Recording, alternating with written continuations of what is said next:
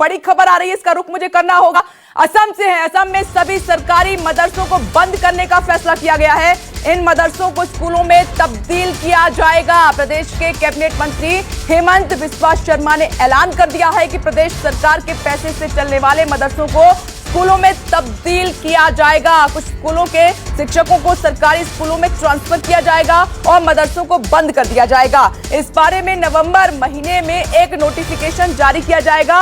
हेमंत बिस्वा शर्मा ने यह भी कहा है कि मेरी राय है कि सरकार के खर्च पर कुरान की पढ़ाई नहीं कराई जा सकती। अगर हमें ऐसा करना है तो हमें बाइबल और भगवत गीता को भी पढ़ाना होगा।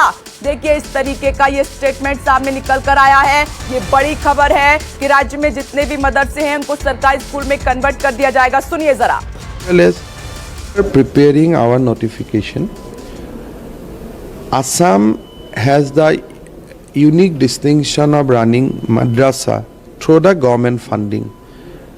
In my knowledge, Government of West Bengal runs madrasa on the state funding, as well as probably one or two states they run the madrasa under the state funding. What we are trying to do that all these madrasas will be converted to a normal regular school, or in some cases the teachers will be transferred to normal regular schools and madrasas will be closed. So government will come out with this notification in the month of November. और इस खबर पर political editor Raman Kumar जुड़ गए। सीधे इसका मतलब समझना चाहेंगे। रमन, ये जो असम सरकार ने बड़ा फैसला अचानक से लिया है, जरा इसका मतलब दर्शकों को समझाइए। प्रदेश असम में कुछ दिनों के बाद विधानसभा का चुनाव होने वाला है, लेकिन अभी बिहार में चुनाव हो रहा है। और आपने देखा होगा कि जैसे ही हेमंत बिस्वा शर्मा का बयान आया, तुरंत गिरिराज सिंह जो कि केंद्रीय मंत्री हैं, बिहार के बड़े बीजेपी नेता हैं, उनका ट्वीट आया।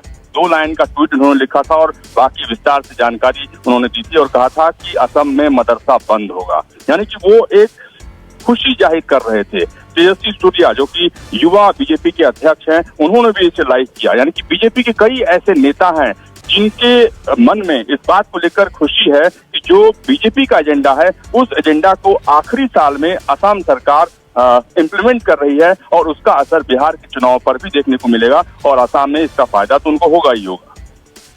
ठीक है रमन कुमार, आप मेरे साथ बने रहें। देखिए, ये अपने आप में अब तक का सबसे बड़ा फैसला है। ये सारी जो हलचल होती है, जो इस तरीके के फैसले लिए जाते हैं, इस तरीके के बयान नेता देते हैं, तो आप ध्यान से देखेंगे कि देश में कहीं ना कहीं बड़ा चुनाव हो रहा होता है। उसको देखते हुए इतने बड़े फैसले ले लिए जाते हैं। अब ये जो बयान दिया गया है, इस पर नवंबर में नोटिफिकेशन भी जारी होगा। सीधे कह रहे हैं कि सरकार के खर्च पर कुरान की पढ़ाई नहीं कर सकते।